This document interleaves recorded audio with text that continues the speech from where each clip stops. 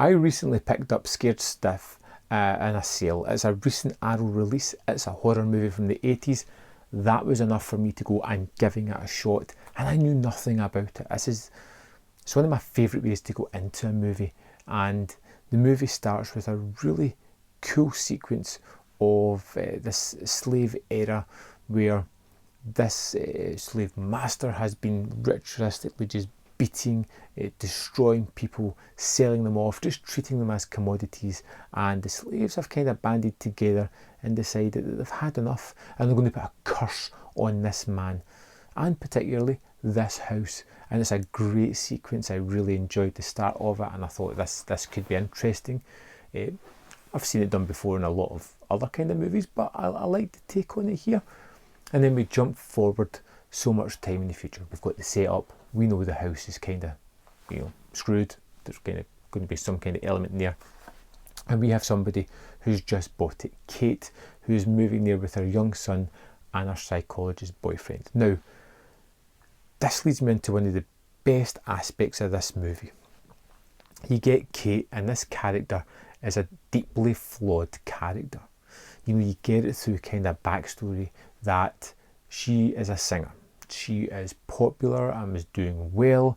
She had a breakdown, went into a rehabilitation centre to try and overcome the kind of difficulties that she was having, and got attached to one of the doctors there and decided that they were going to have a relationship, and they've moved into this house. So you get the idea that Kate is a fragile soul.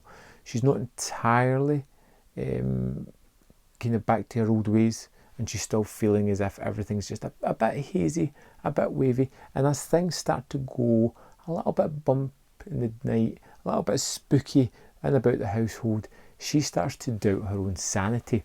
And I love these kind of movies that just kind of delve into ghostly goings on and whether it is really happening or whether it is all in the person's mind. And I just felt that this movie had that great facet about it, and ultimately it doesn't really chase after that. It doesn't delve too deeply into it, which is a real shame, because I found that a stunning way to go after this story. What you get instead is a typical idea of a possession as one person in the house becomes a little bit more possessed by the ghosts of people that have died there, and people start to die. Horrific images happen all through the movie, and they're really fun and entertaining as well. You get the high energy deaths and the gory, bloody special effects.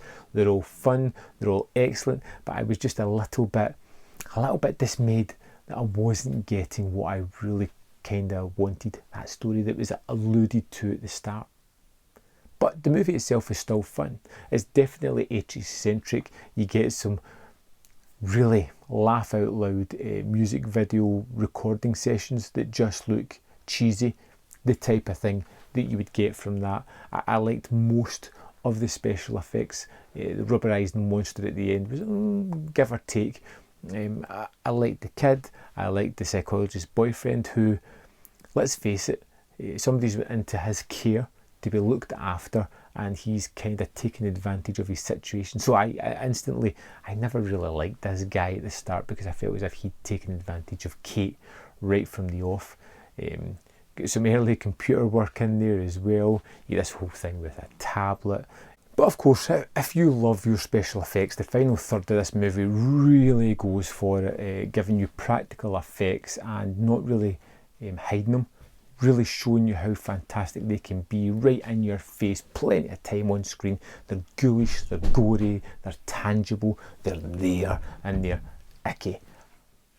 I liked it, it's fine. The movie was pretty decent. It's something I'll need to go back to again, because I don't feel I gave it enough of a chance because of the story I wanted rather than the story I was getting. The disc is great, the transfer looks fantastic, as you would expect. The only thing I don't like about it is that cover. Probably one of the worst ones I've seen from Arrow from the longest while. Scared Stiff is something that I would definitely give another try to. It's something that I feel that I should love already, more than I kind of do. I appreciated it, didn't love it, but I'd love to know your opinion of Scared Stiff, also known as the Mastersons, I believe. Let me know in the comment box below what you thought of this movie, and I will see you next time on Man vs. Film.